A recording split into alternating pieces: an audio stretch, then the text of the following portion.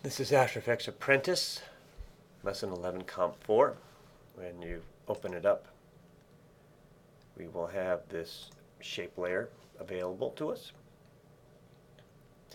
And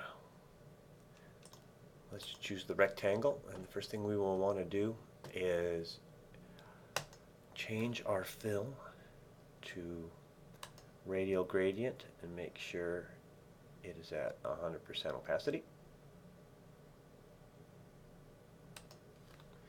Then we will go into the gradient editor. We'll select the opacity stop. In here we'll set the opacity to 15. This one we will set to 50. This color we will set to blue. And this color should be black. Now if it's not activated, if you hit the letter V, it will open up this handle, and we can use that to stretch out and adjust the gradient. Okay, so we'll do something like that.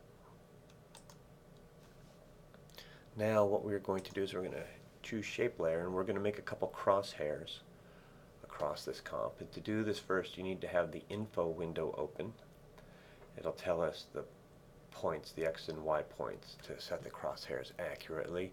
If it's not open, just hit window and make sure that is checked. Okay, we'll hit the pen tool. Make sure that this is clicked, tool create shape, as opposed to creates mask. And we will create a line here at 20 and 200.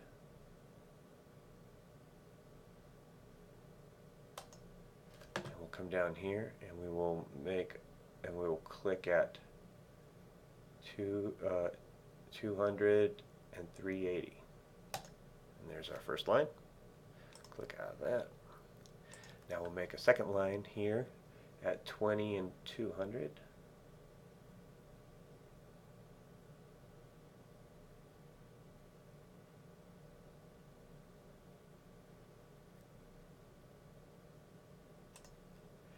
Here at 380 and 200.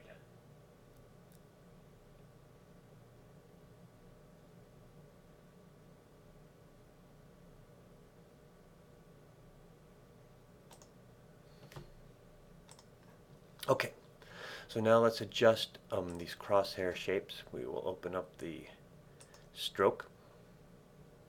We'll set this the opacity to 75.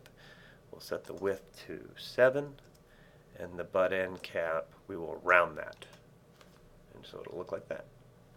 And we'll do the same thing to the other line. 75, 7, and butt end cap. All right. So we want something that looks like that. And now we will open up a new comp. Cool thing about After Effects is that we're going to drag this QuickTime file into a new comp, but we don't necessarily know what the specs are. So if we just click and hold and drag it down to the Make New Composition button, it will recognize what those specs are and open it up. If we hit Command K, it will tell us that it's basically a NTSC file running at 24 frames a second. Okay, so then this is the file. We're familiar with this video, and basically we're going to bring this shape and we are going to drag it on top, and we're going to create a target that's going to come zooming in and track this guy. But you'll notice that our target magically disappears right here, and that tells me that we need to go back into our comp.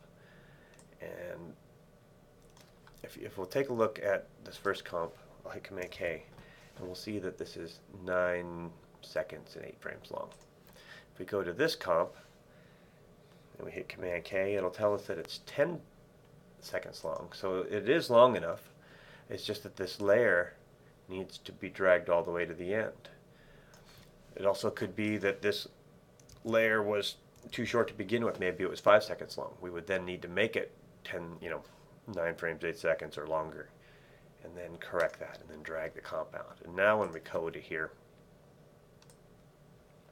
it will last the whole comp. And so basically, when he slams the door, I'm going to have it zoom in and target on him. Okay. So let's so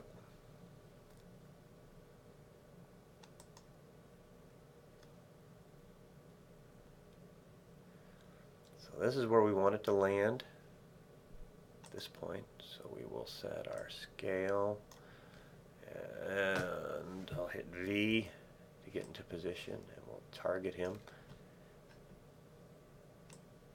something like this. So scale and position.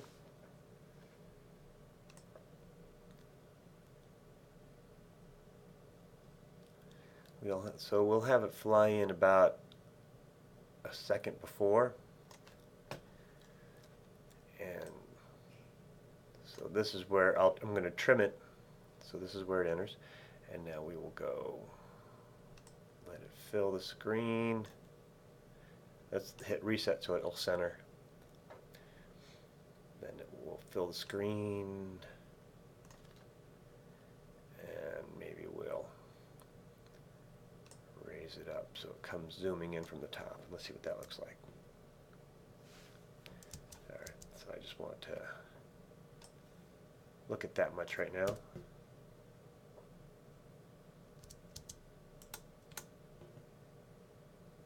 Okay. That could be shorter. Let's see if this is better. Alright, I like the way that snaps in. And now let's just loosely track them, and we'll have them walk to this point, and we'll set keyframe. That's pretty good.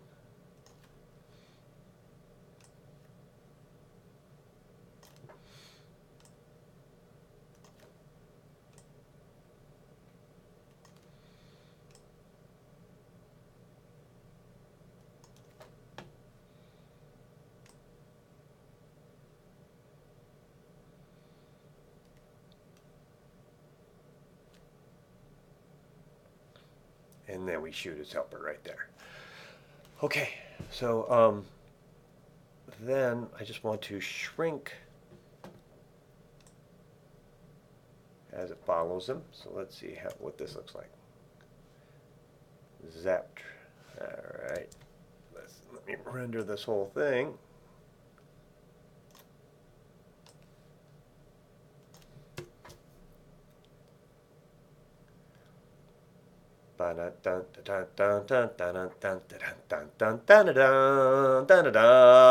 Pow. All right, so render something that looks like that.